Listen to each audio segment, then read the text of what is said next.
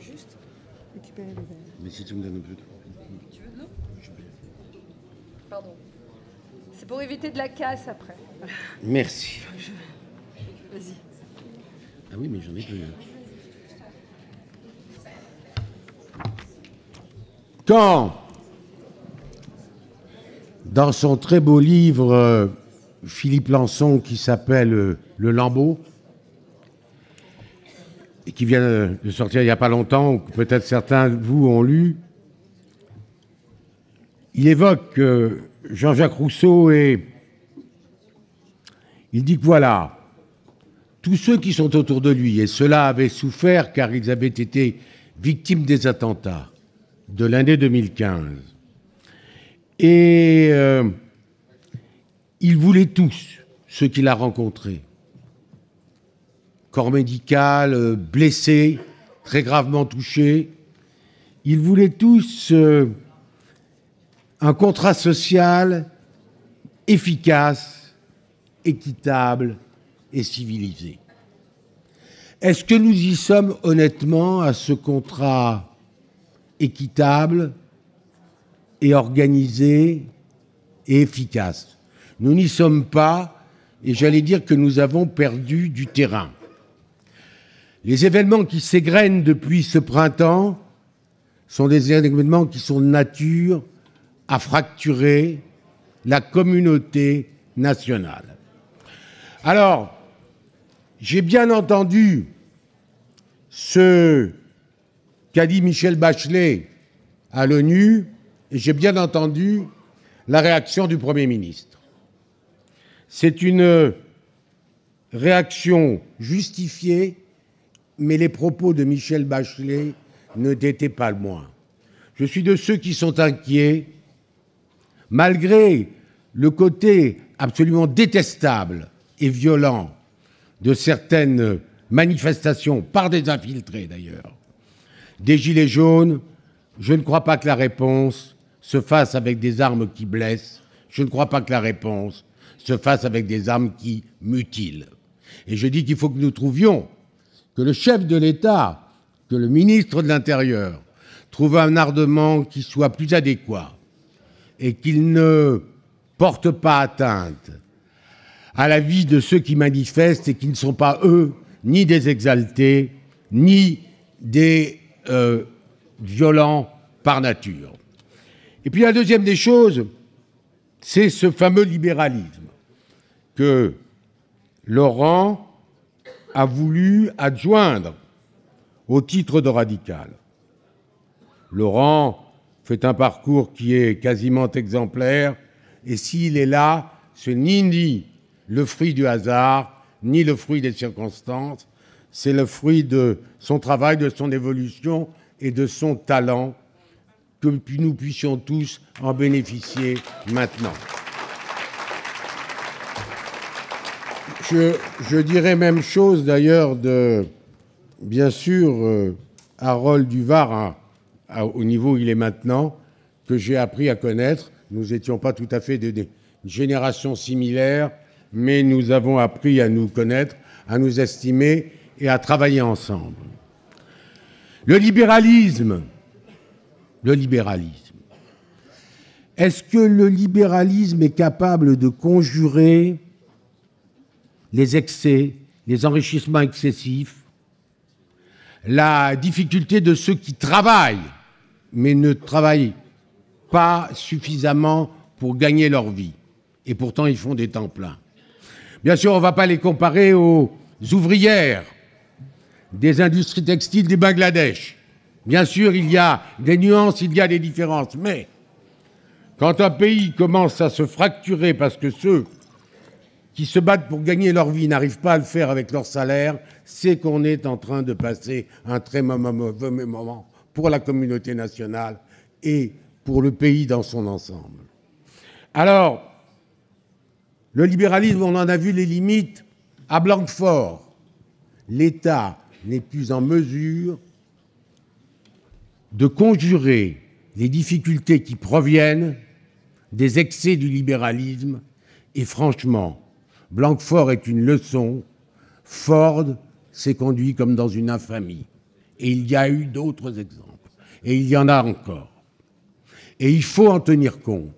Et il faut voir comment l'État, dont je ne crois pas, et le radicalisme non plus, dont je ne crois pas qu'il ait pour l'instant les moyens de conjurer les excès des forces de l'argent, je crois qu'il faut que nous n'oublions pas qu'au pays de Léon Bourgeois, qu'au pays du solidarisme, on ne peut pas laisser le pays partir en barques individuelles dans lesquelles un certain nombre n'arrivent pas à s'y retrouver, ni pour vivre, ni pour gagner leur vie. Et qu'il faudra toujours que l'État ait un rôle régulateur et que, quelles que soient les circonstances et le régime économique, il ait les moyens de conjurer, de contrôler, d'éviter qu'un certain nombre d'entre nous ne retrouvent pas leur compte dans la patrie qui est la leur.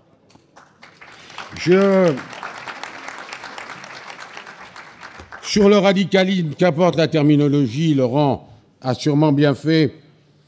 Le radicalisme, quelles que soient les appellations, et d'ailleurs, soyons francs, il est presque maintenant quasiment regroupé ici, dans cette salle. Il y a encore, mais oui, il ne faut pas dire il y a les radicaux de gauche, et puis il y a ceux qui sont à gauche, et puis il y a ceux qui sont aussi à droite et qui ne sont pas au parti. Non. D'ailleurs, Bertrand Pancher a dit des choses très justes tout à l'heure que j'ai écoutées avec attention. Le radicalisme, il faut arrêter de s'expliquer qu'il y en a sur toutes les mains, c'est comme pour les bagues. Le radicalisme, maintenant, pour son essentiel, il est dans cette maison. Il est aujourd'hui au Salon de l'Aveyron. Et ceux qui n'y sont pas encore, surtout ne pas dire un mot méchant ou inutile, ils y viendront aussi. La famille radicale, je l'ai connue se divisant en 72, je la connais à la fin de ma carrière politique, s'étant réunifiée en 2019. Et c'est ça la vérité. Ne vous laissez pas troubler par ceux qui disent qu'on est partout, donc qu'on est nulle part. On est évidemment tous ici ensemble, et ceux qui n'y sont pas encore, ils reviendront aussi. Et puis le radicalisme, c'est comme un ludion. Il descend parfois très bas, mais il remonte toujours à la surface. Et ne faisons pas une contrepétrie qui voudrait que le président d'un grand pays africain ait dit « Voilà, il y a quelques mois, nous étions au bord du gouffre. Depuis, nous avons fait un grand pas en avant. » Non, nous ne dirons pas ça. Nous dirons que pour être la voie de la rédemption, il faut le vouloir. Et le vouloir, quand je vois ce que vous faites sur le plan local, il va falloir encore bien qu'au plus. La véritable résurgence du radicalisme sera l'époque où nous aurons regagné les centaines d'élus locaux qui ont fait notre maillage tout au cours de notre existence. Et il nous faudra mener ce combat, Laurent l'a d'ailleurs évoqué, ce combat contre le centralisme, ce combat pour la démocratie locale.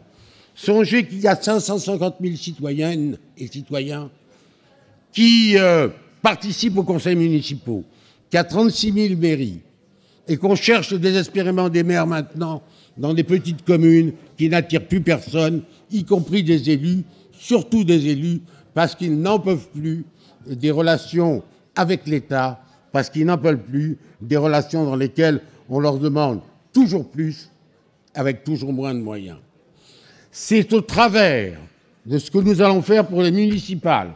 Je dis ça parce que pour les européennes, nous en aurons 6 ou 7, je termine, et ça sera bien. Mais je dis pour les municipales, pour les régionales, pour les départementales, il faut que vous ayez la hargne, il faut que vous ayez la volonté de transformer de nouveau ce parti en porteur d'une partie importante des élus locaux de notre pays.